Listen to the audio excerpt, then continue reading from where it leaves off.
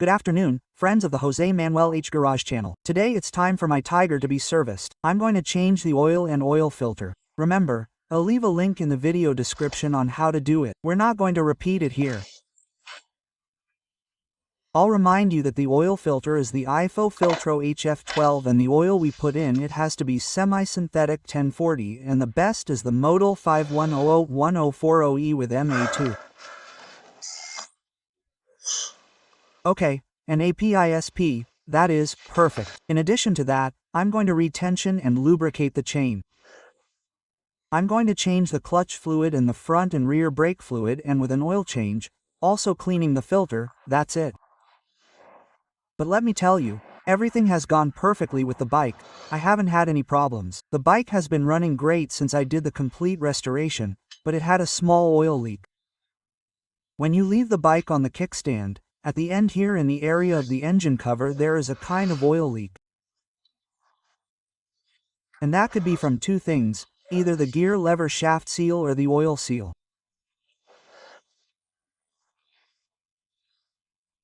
This is what usually happens in our T3 engines when they have this type of leak.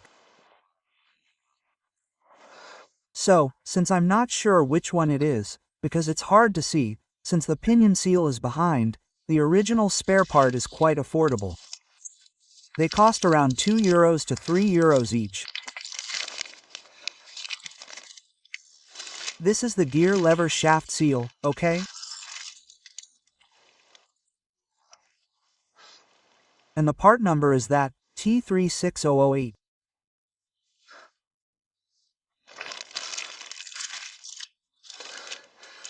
Then the oil seal is the next one. The next part number is T3611112. And finally, if you change it, that is, if to change the pinion seal, you have to remove the pinion. To do this, you have to bend the washer, unbend the washer that holds the pinion, and then put a new one on.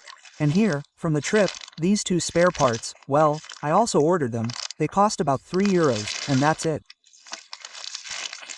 And the pinion, this is the reference, look, it's T18081. Okay, I'll also leave it in the description of the video so you can see it at a glance.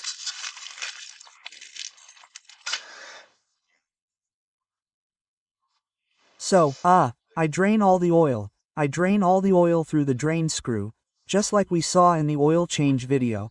I also remove the filter and once all the oil has drained, I remove the pinion cover.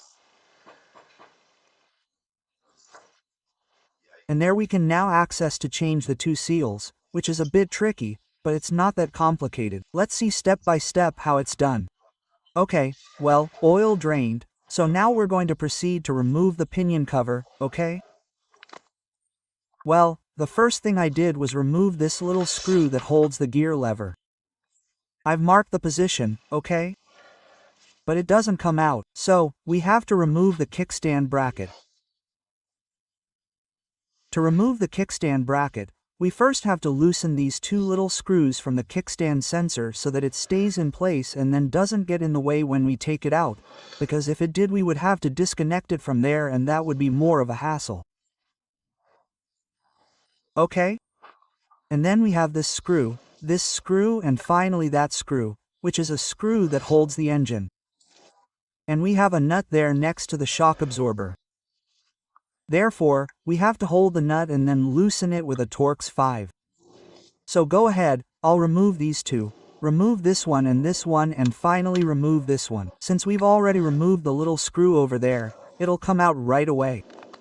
Okay, the kickstand sensor is loosened. Now let's remove the screws I told you about. These two screws. The shortest one is the one here in front and the longest one is the one here. Now all we have left is this one here. Done. Well, it's removed. To remove this one from the pedal of the gearbox, I had to use this extractor because it wouldn't come out. Okay. And then to remove this long screw, which is the long screw that holds the engine, you have to hold this nut on the other side. Okay, that's it. Now we can remove the screws here, but to remove the screw cover, first we have to remove the screws from the clutch master cylinder. Okay, we have to remove the clutch master cylinder and then the screws here are 8.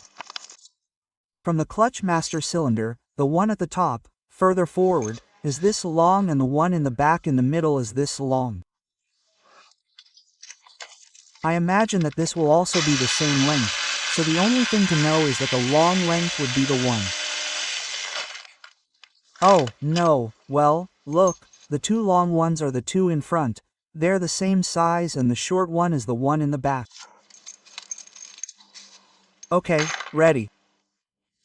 Well, now we're going to remove this. We've removed the clutch pump. We're also going to remove the pusher lever, okay? Pusher lever. And now we can remove the cover. The pinion cover screws. All the screws are the same size, except for this long one which is right here, okay? The one at the bottom in front. The others are all the same. I think this is ready to come off, I hope. And well, the cover came off without any major problems. And here we have the drive pinion. We have to see if you can see there that the oil leak is on that side. I see it sweating there, but I'm not so sure. I'm almost sure it's from the gear lever shaft seal, but since I'm at it I'm not going to risk it, and since I've bought both seals, I'll change both seals, which can never hurt. So let's get to it. So now what we have to do is this sheet metal. You see it's chamfered, we'll unchamfer it. I'll try with the impact wrench. This is at 136 N, it's not that much. So, with the impact wrench I'm sure I'll untighten it without any problems. Look, I've blocked the wheel there between the swing arm and the drive sprocket. And this is a 36 socket with the dynam. That is, with this impact wrench this comes out. It comes out without any problems. Okay, there it is. It doesn't cause any problems. There it is. Okay, and here we have this. Perfect. Remember later when you put this in, it goes like this, okay? Don't put it like this, don't get it wrong. This goes like this, do you see? This from here inwards. Okay, now we're going to remove the sprocket, but for that we're going to have to loosen the chain. I'll leave you here in the description of the video, that is, here I'll leave you so you can click on a video to tighten the chain of this bike. Okay, now we've removed the pinion. Here we have the pinion removed. The references are the ones that are facing us, okay? And here, in principle, it doesn't look like the oil leak is due to the pinion seal, but since I've removed it, just in case I'm going to change it. Okay, now I'm simply going to make two very thin holes, very thin here in the seal to insert a screw and pull the screw until it comes out. Don't heat it. If you can use a little bit of 40 hardened steel and we'll try. Look, to remove the seal, first I hammered a nail in there to make a hole and then I inserted this screw. Okay? And now with these pliers I'm going to hold it tight and pull it little by little to see if it comes out. Don't heat it because you'll mess it up, okay? In any case, a little bit of W40. See? Now with this one you're pulling and it's come out a little, very little. It's hard, huh? You have to keep going like this until it comes out. Okay, since it's taking me a long time to get it out, I screwed in another screw so that there's one on top and one on the bottom, and it'll come out on one side and the other. And this is just a matter of giving it a try. Okay, just like that, bang and bang. Okay, perfect. Well, it came out from the bottom without any major problems. Okay, you see, I have it here. When I put it on the bottom, a second half from the bottom, it came out. So there you have it. Now we have to put a little oil around the new one, center it well and put it in with. This one is too small.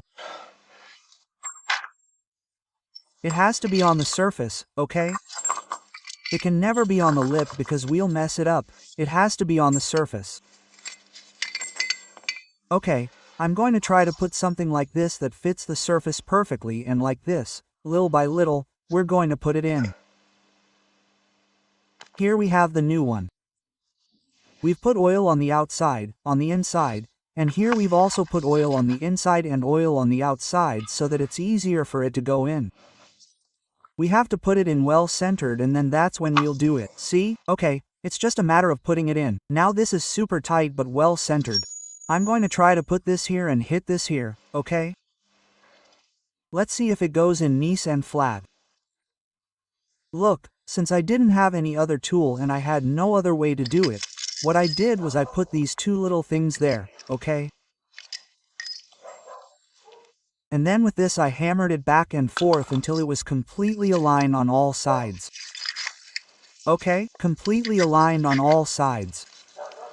So that's it. We've now changed the seal. Now we're going to put the pinion back in. We're going to clean this entire joint really clean and that's it. That's how we're going to do it. Look, the best way to tell if it's leaking oil is through the drive pinion seal or through this seal, which is the gear shift shaft seal. It's where you see the oil coming out.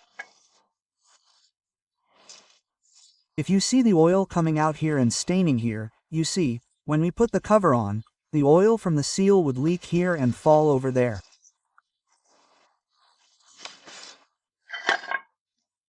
On the other hand, if it's through the gear shift shaft seal, the oil leak would be seen here, in this area here, okay? That's the difference, either here or from the back. To know if it's one, as I'm telling you, since this is done in thousands, I'm going to change them. This one has changed and now we're going to change this one. Same thing, we screw a small screw in there, pull it out and here we have the new seal. We oil it and put it in exactly the same way we did with the seal. Okay, come on, I'm going to screw a small screw in here. That's it. Well, the same procedure for the cover. We hammer in a small nail to make a hole. We screw a small screw in here and then pull it out and it comes out. We clean everything very well. We put oil inside and outside the seal. Here I have the seal. I'm going to look for a glass that matches the dimensions of the outside of the seal to put it there. Perfect. I'm going to look for the glass and clean the inside. Well, there I have it. Old seal, seal. I clean the entire seat. Here I have oil to put on to oil the seal well.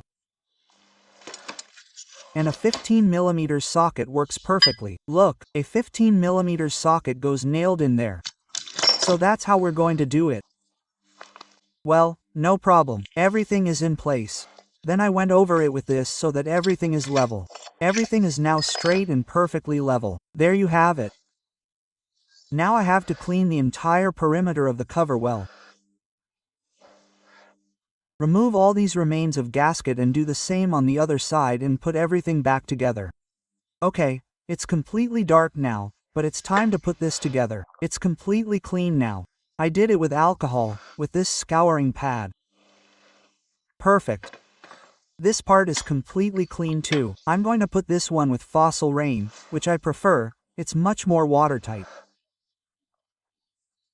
Okay, so now it's time to put the pinion with the new washer and the nut that goes to 136 N. Okay, now that the pinion is in place, we're going to put the new washer on and chamfer it on both sides.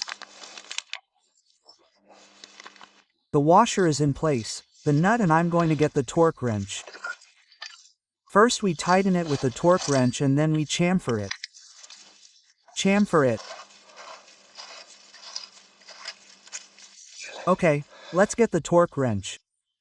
We have to put a little iron here so that the chainring doesn't move.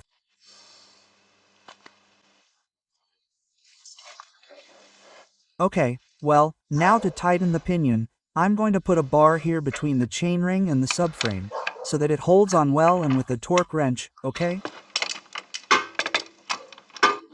I have it at 132 N. Okay, 132 N. I need both hands and 132 N is applied. And now we chamfer the nut to one side and the other side and also retension the chain. Now we can, well, The chain has to have between 35 and 40 centimeters, millimeters of slack from here up to here, up between 35 and 40 millimeters, that is, between 3.5 and 4 centimeters. And then once that is done, we adjust it this way or that with this, and then we tighten the nuts to 36N on both sides.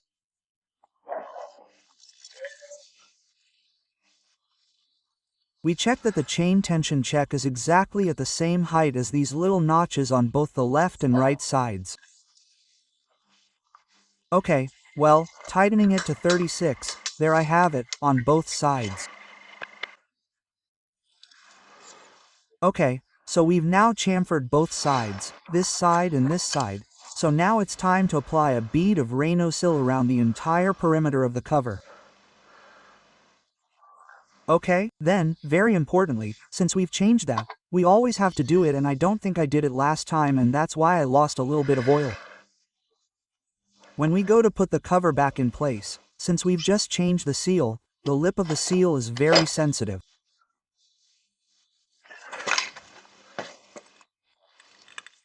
So, this countersink on the gear lever can damage it, so we have to put it with insulating tape to protect it, and then, on top of the insulating tape, put a little bit of oil on it so that it goes through well. So before I forget, I'm going to apply the insulating tape.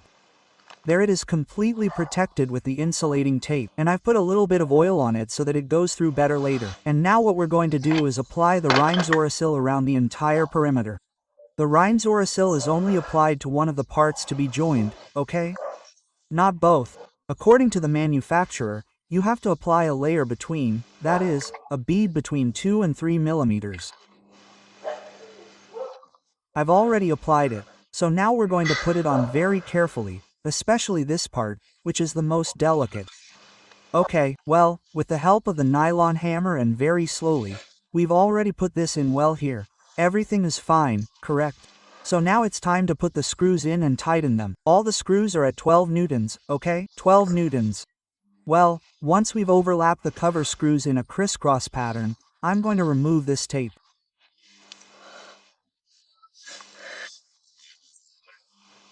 And we're going to put the clutch cylinder, which also has 3 screws at 12N, but first I'll tighten them like this in a crisscross pattern, and then with the torque wrench at 12.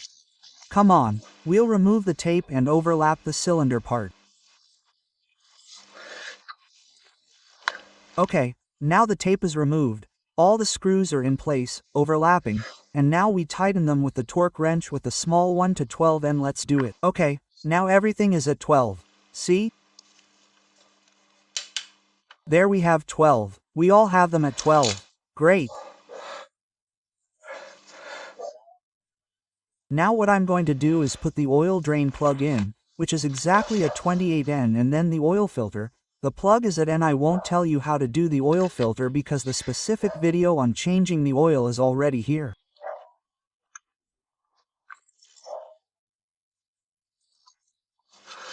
Okay, once the drive pinion cover screws are tightened, they all go to 12N, and both the oil drain screw and the oil filter screw are tightened.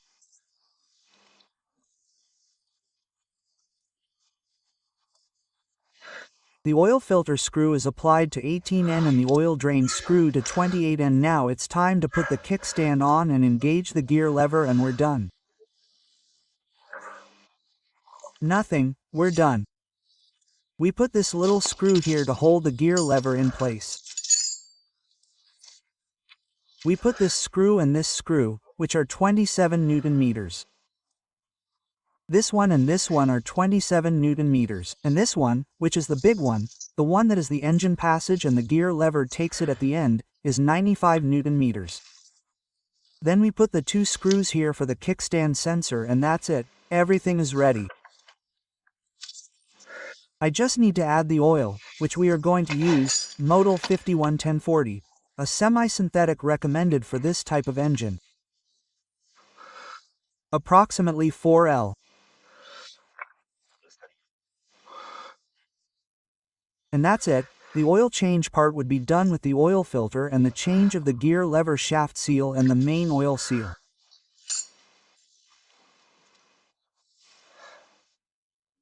All that remains to finish the maintenance would be to change the oil, that is, the .4, the cylinder fluid, the hydraulic clutch fluid, the front brake fluid and the rear brake fluid, and that would be it again. Perfect maintenance. Okay, tomorrow we'll do more and better. Well, I'll say goodbye to you in this video. I hope you found it useful and I'll see you in the next video. Bye, friends. Yeah.